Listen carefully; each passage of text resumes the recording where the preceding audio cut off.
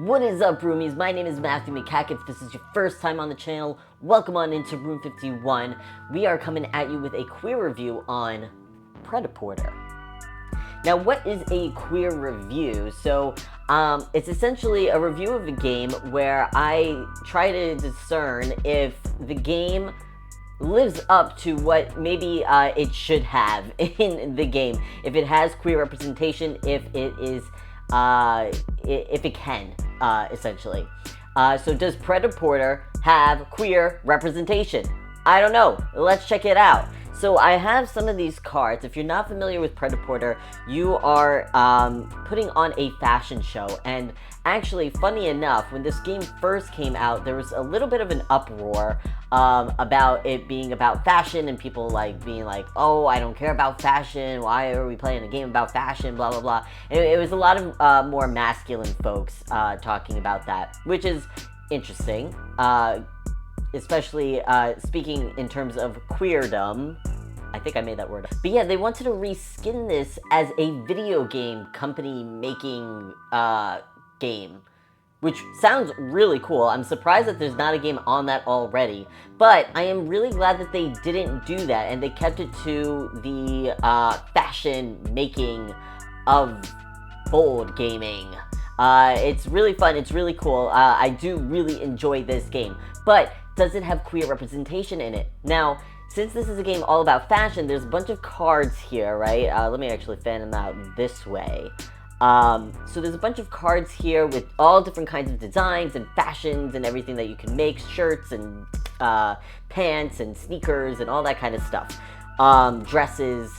And as I was looking through it, I was trying to see, are there any, people, feminine folks wearing more masculine clothing? Are there more masculine people wearing more feminine clothing? And honestly, there's not, which kind of is a bummer. And I can't assume that any of these people are trans. The game doesn't tell me that anybody here is queer or trans or anything like that. There's nothing in the game to show me that there is any of that. And that is really, I think that, we kind of missed the mark here, especially with a fashion game. I mean, you can totally add queer representation into this by the game telling us, yeah, we're gonna have a more masculine presenting person wear something a little more feminine, or, vice versa, and just show a whole spectrum of, fashion and everything.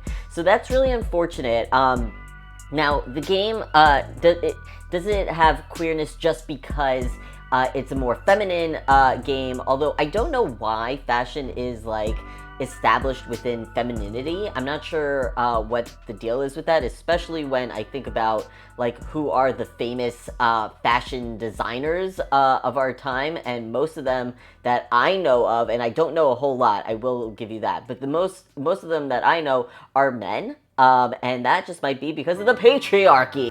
But just because this pertains to fashion and everything does not mean that it is inherently a queer game. I think that there could have been queer representation in here. There is not, unfortunately, and so this game does not get a seal, a Room 51 seal of queer approval from me, yours truly. If you enjoyed this video, please consider giving it a like, giving our channel a subscription. That would be very helpful. We are trying to reach 1,000 subscribers. That would be so cool. And I'm curious to know what your thoughts are on the game. Could there have been a little more queer representation in this game, LGBTQ plus representation, in a game about fashion, which I think, is really embedded in, LGBTQ plus, the LGBTQ plus community, showing your style and presenting yourself, your gender expression and all that. It's just not in the game, but I'm curious to hear what you think down below in the comments. Leave them. It helps the algorithm, and we need that. So thank you so much for watching. I will catch you all next time.